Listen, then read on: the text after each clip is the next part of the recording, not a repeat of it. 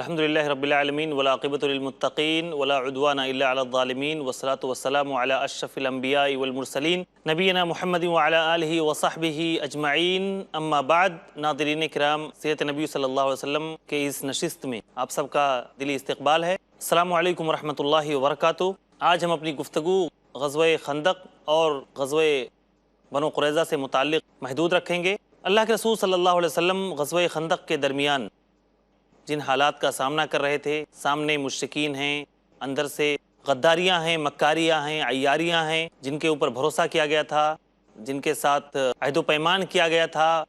वो लोग ऐसे नाजुक तरीन मौके पर अल्लाह के रसूल सल्लल्लाहु अलैहि वसल्लम का साथ छोड़ते हैं और अल्लाह के रसूल सल्लल्लाहु अलैहि वसल्लम उसकी तहक़ीक़ के लिए अपने सहाबे किराम को जब भेजते हैं, वो लोग वहाँ पर पहुँचने के बाद देखते हैं कि वो लोग पूरे तौर पर गद्दारी और कमीनगी पर आमादा हैं। बनो क़ुरैज़ा वालों ने जब अल्लाह के रसूल सल्लल्लाहु अलैहि वसल्लम के सहाबा साद बिन मुआज़, साद बिन उबादा और उनके साथ दो और जो सहाबे किराम थे, उन लोगों को देखा तो खुले तौर पर गालियाँ बकना शुरू कर दी।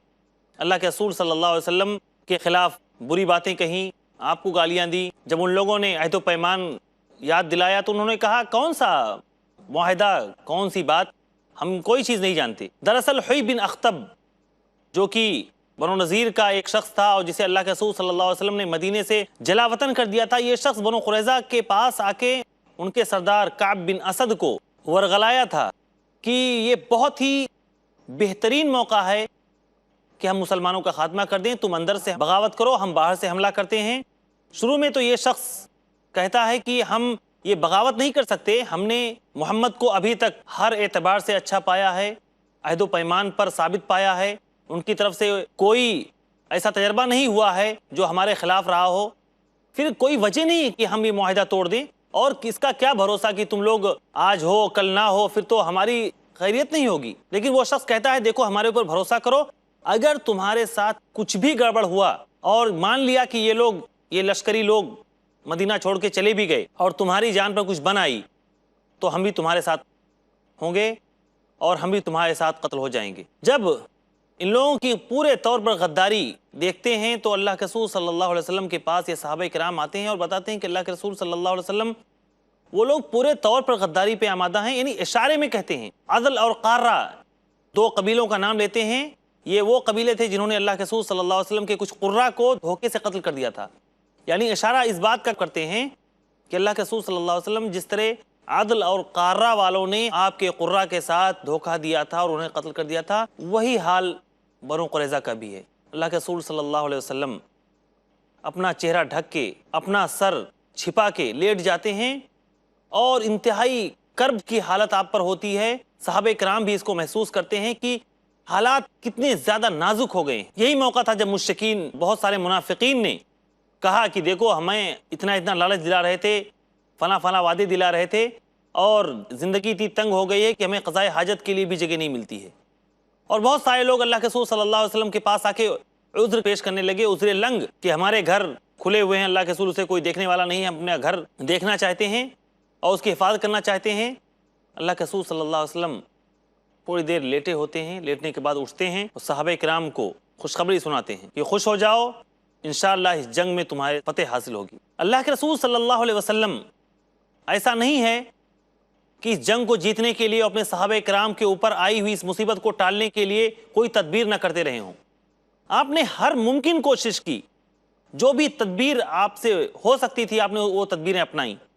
दुश्मनों के अंदर फूट डालने के लिए, उनके अंदर इंतशार पैदा करने के लिए, उनके हौसलों को पस्त करने के लिए जो भी मुमकिन तरीका हो सकता था, अल्लाह के रसूल सल्लल्लाहु अलैहि वसल्लम ने उसे अपनाया। एक बार तो हालत यहाँ तक पहुँची थी कि अल्लाह के रसूल सल्लल्लाहु अलैहि वसल्लम ने अपने सहाबे किराम से मशवरा किया कि बनो गतफान वाले जो कुरैश मक्का के साथ आए हुए हैं, उनकी लश्कर भी अच्छी खासी है, उनकी तादाद भी अच्छी खासी है। तो अल्लाह के रसूल सल्लल्लाहु अलैहि वसल्लम ने कहा कि ऐसा करते हैं कि हम बनो गतफान वालों से गुफ्तगू करके उनके साथ एक तिहाई पैदावार पर मुआहिदा कर लेते हैं कि आप यहाँ से चले जाओ और हम अपनी पैदावार का एक तिहाई हिस्सा तुम्हें दिया करेंगे। जब साद बिन मुआज़ और साद बिन उबादा रज़ी अल्लाह ताला अन्हु को इसकी खबर होती है तो अल्लाह के रसूल सल्लल्लाहु अलैहि वसल्लम से पूछते हैं कि नबी अकरम सल्लल्लाहु अलैहि वसल्लम, अल्लाह के रसूल, क्या ये आप जो मुआहिदा करना चाहते हैं उनके साथ, आप हमारे खातिर ऐसा कर रहे हैं या ये कि अल्लाह ने आपको हुक्म दिया है? अल्लाह के रसूल सल्लल्लाहु अलैहि वसल्लम जो कि अपने सहाबा के लिए और सारी दुनिया के लिए रहीम थे, करीम थे, कहा कि नहीं, اللہ کا حکم نہیں ہے، بس آپ لوگوں کے لیے یہ سب کر رہا ہوں تاکہ یہ جو مصیبت آئی ہوئی ہے وہ کسی طور پر ٹل جائے۔ یہ دونوں صحابی غیرت ایمانی ان کی جوش میں آتی ہے اور کہتے ہیں اللہ کے رسول صلی اللہ علیہ وسلم ہم جب حالت کفر میں تھے اس وقت بھی مدینے سے ایک کوڑی بھی ان کو نہیں دیتے تھے، سوائے اچھی میزبانی کے انہیں ہمارے یہاں سے کچھ نہیں حاصل ہوتا تھا۔ آج جب اللہ رب العالمین نے ہمیں ایمان دیا اور اتنی بڑی نعمت سے ہمیں سرفراز کیا تو آج ہم انہیں اپنی پیداوار کا 1/3 حصہ دیں، یہ کبھی نہیں ہوگا۔ اللہ کے رسول صلی اللہ علیہ وسلم آپ بالکل یہ معاہدہ نہ کریں۔ اللہ کے رسول صلی اللہ علیہ وسلم خوش ہو جاتے ہیں۔ اسی طرح اس جنگ کے دوران ایک دوسرے صحابی عروہ بن مسعود ثقفی رضی اللہ تعالیٰ عنہ آپ کے پاس آتے ہیں اور ان کا تعلق بنو قریظہ اور بنو غطفان اور قریش مکہ کے ساتھ ہوتا ہے۔ سارے لوگ انہیں جانتے ہیں، لوگوں کو خبر نہیں ہوتی ہے کہ یہ مسلمان ہو چکے ہیں۔ اللہ کے رسول صلی اللہ علیہ وسلم کے پاس آتے ہیں اور کہتے ہیں اللہ کے رسول صلی اللہ علیہ وسلم میں آپ کے کچھ کام آ سکتا ہوں؟ اللہ کے رسول صلی اللہ علیہ وسلم نے کہا کہ ہاں اگر کچھ کر سکتے ہو تو بے شک کرو۔ انہوں نے کہا اللہ کے رسول صلی اللہ علیہ وسلم میں جاتا ہوں اور ان کے درمیان ایسی کوشش کرتا ہوں جس سے ان دونوں کے درمیان پھوٹ پڑ جائے۔ اللہ کے رسول صلی اللہ علیہ وسلم انہیں اجازت دے دیتے ہیں۔ عروہ بن مسعود ثقفی رضی اللہ تعالیٰ عنہ سب سے پہلے بنو قریظہ کے پاس جاتے ہیں اور کہتے ہیں کہ بھائی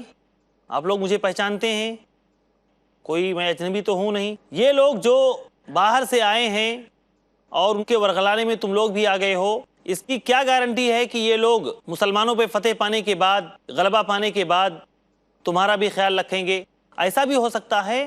کہ یہ لوگ شکست کھا جائیں، ہار جائیں اور مدینہ چھوڑ کے چلے جائیں تو پھر تمہارا کیا ہوگا؟ تو کہا کہ پھر کیا کریں ہم لوگ؟ کہا ایسا کرو کہ جب وہ لوگ تمہیں بغاوت پہ آمادہ کریں اور حملہ کروانے کے لیے تمہیں حکم دیں کہ تم اندر سے حملہ کرو تو اس سے پہلے ان لوگوں سے کہنا کہ ہم کچھ لوگوں کو یرغمال بنانا چاہتے ہیں، کچھ لوگوں کو آپ لوگوں سے مطالبہ کر رہے ہیں، کچھ لوگ ہمارے پاس بھیجیں، جب تک آپ لوگ ہمارے پاس اپنے کچھ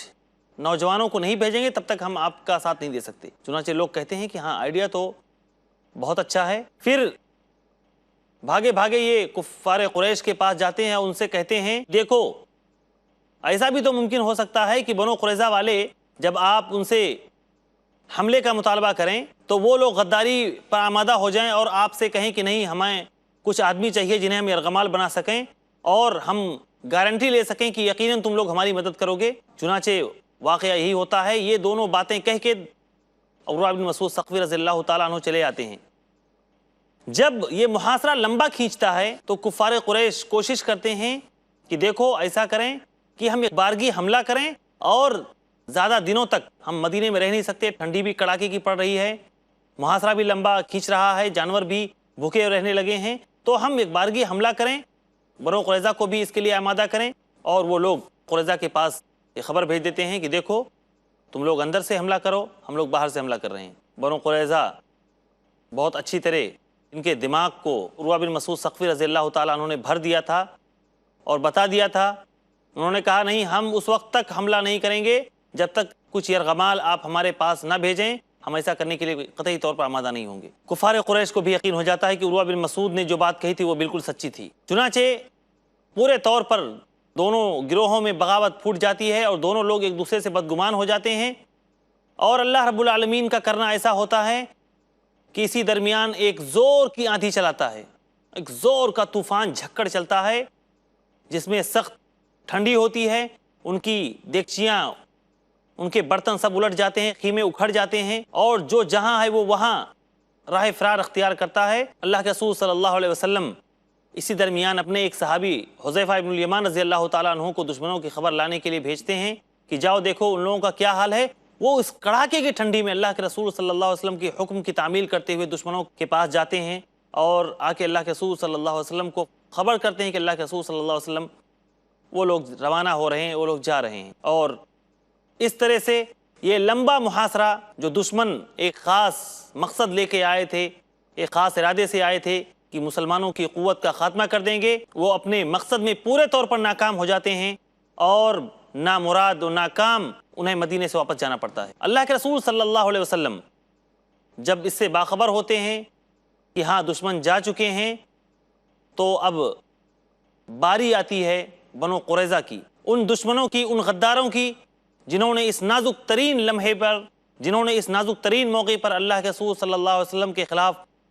پورے طور پر اپنی کمینگی اور اپنی شرارت و بدتمیزی کا اظہار کیا تھا، غداری کا پورے طور پر اعلان کیا تھا کہ ہم عہد و پیمان نہیں مانتے، ہم کسی قسم کا معاہدہ نہیں جانتے، ہم کوئی رسول نہیں جانتے، ہم کوئی رسالت نہیں جانتے۔ یہ یہودی اور غدار قسم کے لوگ جو اللہ کے رسول صلی اللہ علیہ وسلم کے خلاف پورے طور پر بغاوت پہ آمادہ تھے، جنہوں نے صاف طور پر آپ کو گالیاں بکی تھیں، آپ کی ہرزہ سرائی کی تھی، ان لوگوں کی خبر لینے کا وقت قریب آ گیا تھا اور اللہ کے رسول کو لگنے لگا کہ اب وقت آ گیا ہے کہ ان کی خبر لی جائے۔ تو اللہ کے رسول صلی اللہ علیہ وسلم وہاں سے نکلنے کے بعد، دشمنوں سے نجات پانے کے بعد، بنو قریظہ کی خبر لینے کے لیے اپنے صحابہ کرام کو بنو قریظہ میں روانہ کرتے ہیں۔ اللہ کے رسول صلی اللہ علیہ وسلم جس روز خندق سے فارغ ہوئے، اسی روز ظہر کے وقت اللہ کے رسول صلی اللہ علیہ وسلم جبکہ اپنی زوجہ محترمہ حضرت ام سلمہ رضی اللہ تعالی عنہا کے گھر غسل فرما رہے ہوتے ہیں، جبریل علیہ السلام آپ کے پاس آتے ہیں اور کہتے ہیں کہ اللہ کے رسول صلی اللہ علیہ وسلم آپ نے ہتھیار اتار دیا۔ ابھی فرشتوں نے تو ہتھیار نہیں اتارے، آپ کے مدینے میں، آپ کے شہر میں جو سانپ پل رہے ہیں آپ ان کی بھی خبر لیجئے۔ چنانچہ اللہ کے رسول صلی اللہ علیہ وسلم فوراً اعلان کر دیتے ہیں کہ سارے لوگ بنو قریظہ کی خبر لینے کے لیے روانہ ہو جاؤ، اور کوئی بھی شخص جو کہ بنو قریظہ کی طرف جا رہا ہو وہ عصر کی نماز جا کے بنو قریظہ ہی میں پڑھے۔ یعنی آپ نے جلد بازی کی طرف اشارہ کیا، کوئی بھی شخص کسی بھی حالت میں ہو وہ فوری طور پر قریظہ کے لیے روانہ ہو جائے۔ چنانچہ سارے صحابہ کرام محاصرے کے لیے روانہ ہو جاتے ہیں۔ راستے ہی میں عصر کا وقت ہو جاتا ہے۔ بہت سارے صحابہ کرام جو راستے ہی میں نماز پڑھتے ہیں، اور بہت سارے لوگ کہتے ہیں نہیں، اللہ کے رسول نے فرمایا ہے کہ عصر کی نماز ہمیں بنو قریظہ ہی میں پڑھنی ہے، لہٰذا ہم بنو قریظہ میں پہنچ کر ہی نماز پڑھیں گے۔ اللہ کے رسول صلی اللہ علیہ وسلم کو جب اس کی خبر ہوتی ہے تو اللہ کے رسول صلی اللہ علیہ وسلم کسی کو بھی غلط نہیں کہتے ہیں دونوں نے صحیح کیا، کیونکہ نماز اپنے وقت پر فرض ہے، لہٰذا جس نے وقت پہ نماز پڑھی اس نے بھی صحیح کیا، اور جس نے بنو قریظہ میں پہنچ کے نماز پڑھی اس نے بھی صحیح کیا۔ وہاں جا کے بنو قریظہ کا محاصرہ شروع ہو جاتا ہے، ان کا گھیراؤ شروع ہو جاتا ہے۔ بنو قریظہ کا جو سردار ہوتا ہے کعب بن اسد، وہ اپنے لوگوں کے درمیان کچھ پیشکش رکھتا ہے کہ دیکھو ایسا کرو، تم لوگ اس رسول کی سچائی صداقت کو جانتے ہو، لہٰذا مسلمان ہو جاؤ۔ اگر مسلمان نہیں ہو پاتے تو ایک طریقہ تو یہ ہے کہ ہم اپنے عورتوں اور بچوں کو قتل کر دیں، اور قتل کرنے کے بعد پوری جمع مردی کے ساتھ، پوری بہادری اور جسارت کے ساتھ ان کے خلاف جنگ کریں، کیونکہ جب بال بچے بچیں گے ہی نہیں تو خوف بھی نہیں رہے گا، لہٰذا ہم آخری دم تک لڑیں گے، یہ بھی اختیار ہے۔ یا ایسا کرتے ہیں کہ سنیچر کے روز مسلمانوں پہ حملہ آور ہوتے ہیں، کیونکہ یہودیوں کے یہاں سبت کا دن یعنی سنیچر کا دن متبرک ہوتا ہے، اور اس دن وہ کسی قسم کی اس طرح کی غلطیاں نہیں کرتے ہیں، اس قسم کی سازشیں نہیں کرتے ہیں۔ تو کہا کہ ہم سنیچر کے دن مسلمانوں پر اچانک حملہ آور ہوں گے تو مسلمان غافل رہیں گے، انہیں پتہ ہوگا کہ سنیچر کے دن یہ لوگ کچھ کرنے والے نہیں ہیں اور ہم کامیاب ہو جائیں گے۔ لیکن یہ تینوں پیشکش کعب بن اسد جو اپنی قوم کے سامنے رکھتا ہے، تینوں پیشکش کو قوم ٹھکرا دیتی ہے۔ آخر میں نتیجہ یہی ہوتا ہے کہ یہ لوگ اللہ اس کے رسول صلی اللہ علیہ وسلم کے فیصلے پر اترنے کے لیے آمادہ ہو جاتے ہیں۔ لیکن اس سے پہلے چونکہ یہ لوگ جان چکے تھے کہ بنو نذیر، بنو قینقاع یہاں سے نکالے جا چکے ہیں، ان کے جو حلیف وغیرہ رہے ہیں مسلمانوں میں سے، وہ لوگ ان کے کسی نہ کسی طور پر کام آئے ہیں، تو ہم لوگ بھی ذرا معلوم کریں کہ اگر ہم لوگ اللہ اس کے رسول کے فیصلے پہ اترتے ہیں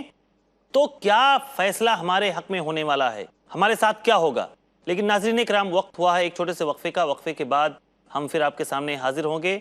اور اپنی گفتگو جاری رکھیں گے۔ تب تک کے لیے اجازت دیجیے، اللہ حافظ، السلام علیکم۔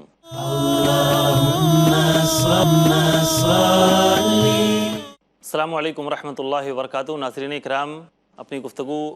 مزید جاری رکھنے کے لیے ہم آپ کے سامنے پھر حاضر ہیں۔ اللہ کے رسول صلی اللہ علیہ وسلم جس روز خندق سے فارغ ہوئے، اسی روز ظہر کے وقت اللہ کے رسول صلی اللہ علیہ وسلم جبکہ اپنی زوجہ محترمہ حضرت ام سلمہ رضی اللہ تعالی عنہا کے گھر غسل فرما رہے ہوتے ہیں، جبریل علیہ السلام آپ کے پاس آتے ہیں اور کہتے ہیں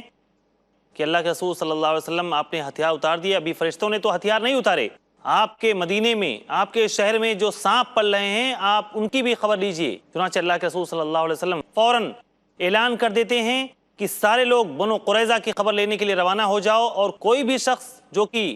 بنو قریظہ کی طرف جا رہا ہو وہ عصر کی نماز جا کے بنو قریظہ ہی میں پڑھے۔ یعنی آپ نے جلد بازی کی طرف اشارہ کیا، کوئی بھی شخص کسی بھی حالت میں ہو وہ فوری طور پر قریظہ کے لیے روانہ ہو جائے۔ چنانچہ سارے صحابہ کرام محاصرے کے لیے روانہ ہو جاتے ہیں۔ راستے ہی میں عصر کا وقت ہو جاتا ہے۔ بہت سارے صحابہ کرام جو راستے ہی میں نماز پڑھتے ہیں، اور بہت سارے لوگ کہتے ہیں نہیں، اللہ کے رسول نے فرمایا ہے کہ عصر کی نماز ہمیں بنو قریظہ ہی میں پڑھنی ہے، لہٰذا ہم بنو قریظہ میں پہنچ کر ہی نماز پڑھیں گے۔ اللہ کے رسول صلی اللہ علیہ وسلم کو جب اس کی خبر ہوتی ہے تو اللہ کے رسول صلی اللہ علیہ وسلم کسی کو بھی غلط نہیں کہتے، کہتے ہیں دونوں نے صحیح کیا، کیونکہ نماز اپنے وقت پر فرض ہے، لہٰذا جس نے وقت پہ نماز پڑھی اس نے بھی صحیح کیا، اور جس نے بنو قریظہ میں پہنچ کے نماز پڑھی اس نے بھی صحیح کیا۔ وہاں جا کے بنو قریظہ کا محاصرہ شروع ہو جاتا ہے، ان کا گھیراؤ شروع ہو جاتا ہے۔ بنو قریظہ کا جو سردار ہوتا ہے کعب بن اسد، وہ اپنے لوگوں کے درمیان کچھ پیشکش رکھتا ہے کہ دیکھو ایسا کرو، تم لوگ اس رسول کی سچائی صداقت کو جانتے ہو، لہٰذا مسلمان ہو جاؤ۔ اگر مسلمان نہیں ہو پاتے تو ایک طریقہ تو یہ ہے کہ ہم اپنے عورتوں اور بچوں کو قتل کر دیں، اور قتل کرنے کے بعد پوری جواں مردی کے ساتھ، پوری بہادری اور جسارت کے ساتھ ان کے خلاف جنگ کریں، کیونکہ جب بال بچے بچیں گے ہی نہیں تو خوف بھی نہیں رہے گا، لہٰذا ہم آخری دم تک لڑیں گے، یہ بھی اختیار ہے۔ یا ایسا کرتے ہیں کہ سنیچر کے روز مسلمانوں پہ حملہ آور ہوتے ہیں، کیونکہ یہودیوں کے یہاں سبت کا دن یعنی سنیچر کا دن متبرک ہوتا ہے، اور اس دن وہ کسی قسم کی اس طرح کی غلطیاں نہیں کرتے ہیں، اس قسم کی سازشیں نہیں کرتے ہیں۔ تو کہا کہ ہم سنیچر کے دن مسلمانوں پر اچانک حملہ آور ہوں گے تو مسلمان غافل رہیں گے، انہیں پتا ہوگا کہ سنیچر کے دن یہ لوگ کچھ کرنے والے نہیں ہیں اور ہم کامیاب ہو جائیں گے۔ لیکن یہ تینوں پیشکش کعب بن اسد جو اپنی قوم کے سامنے رکھتا ہے، تینوں پیشکش کو قوم ٹھکرا دیتی ہے۔ آخر میں نتیجہ یہی ہوتا ہے کہ یہ لوگ اللہ اس کے رسول صلی اللہ علیہ وسلم کے فیصلے پر اترنے کے لیے آمادہ ہو جاتے ہیں۔ لیکن اس سے پہلے چونکہ یہ لوگ جان چکے تھے کہ بنو نذیر، بنو قینقاع یہاں سے نکالے جا چکے ہیں، ان کے جو حلیف وغیرہ رہے ہیں مسلمانوں میں سے، وہ لوگ ان کے کسی نہ کسی طور پر کام آئے ہیں، تو ہم لوگ بھی ذرا معلوم کریں کہ اگر ہم لوگ اللہ اس کے رسول کے فیصلے پہ اترتے ہیں تو کیا فیصلہ ہمارے حق میں ہونے والا ہے، ہمارے ساتھ کیا ہوگا۔ چنانچہ ایک شخص ابو لبابہ رضی اللہ تعالیٰ عنہ جو کہ ان کے حلیف ہوتے ہیں بنو قریظہ کے، ان کو بلا بھیجتے ہیں کہ ذرا ان سے معلوم کریں کہ ہمارے ساتھ کیا ہوگا۔ ابو لبابہ رضی اللہ تعالیٰ عنہ جب ان کے پاس پہنچتے ہیں تو اشارہ کرتے ہیں کہ تم لوگ مار دیے جاؤ گے، سب قتل کر دیے جاؤ، گردن کی طرف اشارہ کرتے ہیں کہ سارے لوگ ذبح کر دیے جاؤ گے۔ حالانکہ یہ مومن ہیں، صحابی ہیں، ان کے ایمان میں ذرا برابر شک نہیں، لیکن ایک قسم کی حمایت ان کے دل میں اتر آئی، اور ایک قسم کا ان کے لیے رحم دلی ان کے اندر آ گئی، کیونکہ جب یہ بنو قریظہ میں پہنچتے ہیں تو سارے بچے عورتیں آہو بکا کرتے ہوئے چلاتے ہوئے ابو لبابہ کو گھیر لیتے ہیں کہ یہ ہمارے حلیف رہے ہیں، ان سے کچھ امید ہے، ہو سکتا ہے ہمارے لیے کوئی راہ نکل آئے۔ انہوں نے جو غداری کی تھی، اپنی غداری کا انہیں علم تھا کہ جرم کتنا بھیانک ہے، اس کا نتیجہ کیا نکل سکتا ہے۔ ابو لبابہ رضی اللہ تعالیٰ عنہ یہ اشارہ کرنے کے بعد جرم محسوس کرتے ہیں،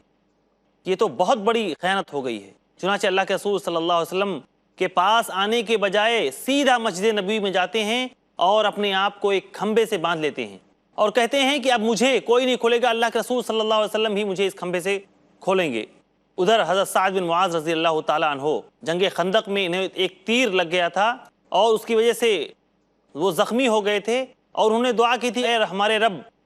مجھے اس وقت تک موت نہ دے جب تک کہ بنو قریظہ کے بارے میں ہماری آنکھیں ٹھنڈی نہ ہو جائیں۔ یہ بھی دعا کی تھی، اے اللہ تعالیٰ یہ جو خندق کی جنگ ہے، اگر یہ قریش مکہ کے خلاف آخری جنگ ہے تو بے شک اللہ تعالیٰ تو مجھے موت دے دے، اور اگر قریش مکہ کے خلاف، کفار مکہ کے خلاف مزید کچھ جنگیں باقی ہیں تو اللہ تعالیٰ مجھے ان جنگوں کے لیے باقی رکھ۔ اللہ کے رسول صلی اللہ علیہ وسلم بنو قریظہ کے بارے میں فیصلہ کرنے کے لیے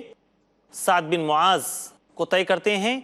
کہ سعد بن معاذ فیصلہ فرمائیں گے۔ دراصل بنو قریظہ والے چاہتے تھے کہ سعد بن معاذ چونکہ ہمارے حلیف ہیں اس لیے یہی فیصلہ کریں گے۔ اللہ کے رسول صلی اللہ علیہ وسلم نے کہا ٹھیک ہے، سعد بن معاذ ہی تمہارے درمیان فیصلہ کریں گے۔ چنانچہ سعد بن معاذ رضی اللہ تعالیٰ عنہ اس بیماری کے عالم میں جب آتے ہیں تو اللہ کے رسول صلی اللہ علیہ وسلم فرماتے ہیں، قوموا لسیدکم، اپنے سردار کا استقبال کے لیے تم لوگ کھڑے ہو جاؤ اور ان کا استقبال کرو۔ حضرت سعد بن معاذ رضی اللہ تعالیٰ عنہ جب آتے ہیں تو کہتے ہیں اللہ کے رسول صلی اللہ علیہ وسلم کیا میرا فیصلہ سارے لوگوں کے لیے ہے؟ اللہ کے رسول کہتے ہیں ہاں سارے لوگوں کے لیے۔ حضرت سعد بن معاذ پوچھتے ہیں کیا اس شخص کے لیے بھی؟ یعنی ان کا اشارہ اللہ کے رسول صلی اللہ علیہ وسلم کی طرف ہوتا ہے، لیکن وہ تعظیماً اللہ کے رسول صلی اللہ علیہ وسلم سے آنکھ نہیں ملا پاتے۔ تو اللہ کے رسول کہتے ہیں ہاں بھائی، میرے لیے بھی آپ کا فیصلہ قابل تنفیذ ہوگا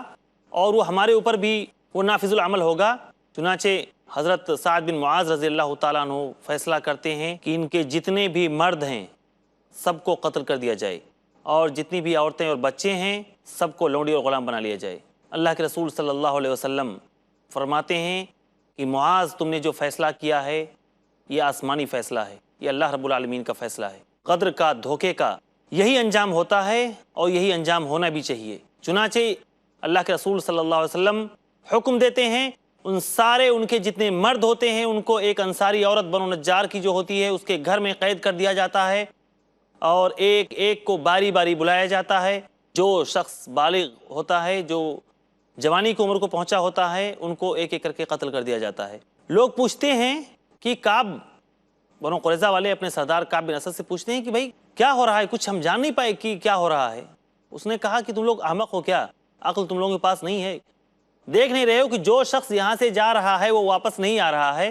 اس کے لوٹنے کے نشانات نہیں مل رہے ہیں، اس کا مطلب ہے کہ مارے جا رہے ہیں۔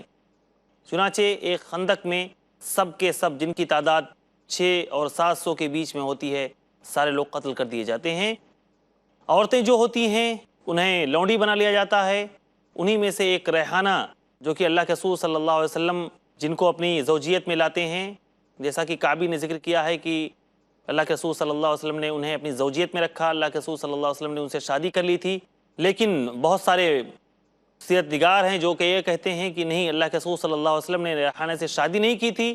بلکہ یہ آپ کی لونڈی ہی بن کے رہیں۔ بہرحال اللہ کے رسول صلی اللہ علیہ وسلم اس سانپ کو جب کچل لیتے ہیں اور مدینہ پورے طور پر معمون ہو جاتا ہے ان دو لوگوں کی سازشوں سے، ان لوگوں کی ریشہ دوانیوں سے، تو اللہ کے رسول صلی اللہ علیہ وسلم کے لیے، مسلمانوں کے لیے اب ایک بہترین موقع ہوتا ہے کہ آپ اپنی دعوت کو، اللہ رب العالمین کے پیغام کو باہر پورے امن و سکون کے ساتھ پہنچا سکیں۔ دراصل جنگ خندق کے خاتمے کے بعد ہی اللہ کے رسول صلی اللہ علیہ وسلم نے یہ اعلان کر دیا تھا کہ آج کے بعد کفار مکہ ہمارے اوپر حملہ آور نہیں ہوں گے، یعنی ان کی شوکت کا یہیں پر خاتمہ ہو جائے گا، اور اب وہ ہمارے اوپر حملہ آور نہیں ہوں گے بلکہ ہم ان کے اوپر حملہ آور ہوں گے۔ اس طرح سے جنگ خندق جو ایک اعصابی جنگ تھی، وہ جنگ بغیر کسی نتیجے کے، بغیر کچھ حاصل کیے ہوئے ختم ہو جاتی ہے۔ کفار کو تو کچھ نہیں حاصل ہوتا ہے لیکن مسلمانوں کو اعصابی طور پر بہت بڑی فتح حاصل ہوتی ہے۔ اسی کے ساتھ ساتھ اپنے آستین کے جو سب سے بڑا سانپ ہوتا ہے وہ سانپ بھی مر جاتا ہے۔ ناظرین کرام، یہیں پر اپنی بات ختم کرتا ہوں۔ اللہ رب العالمین سے دعا ہے کہ اللہ تعالی ہمیں رسول صلی اللہ علیہ وسلم سے محبت کرنے والا، صحابہ کرام سے محبت کرنے والا، انہی کے مطابق زندگی گزارنے والا بنائے۔ آمین۔ وما علینا الا البلاغ۔ والسلام علیکم ورحمۃ اللہ وبرکاتہ۔